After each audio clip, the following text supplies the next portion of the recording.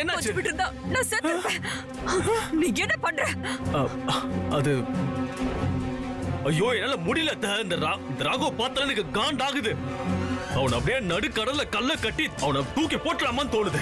அது செய்யறத விட்டுட்டு என்ன கொல்ல பாக்குற? உன்கிட்ட நானே ஜாக்கிரதையா தான் இருக்கணும் போல.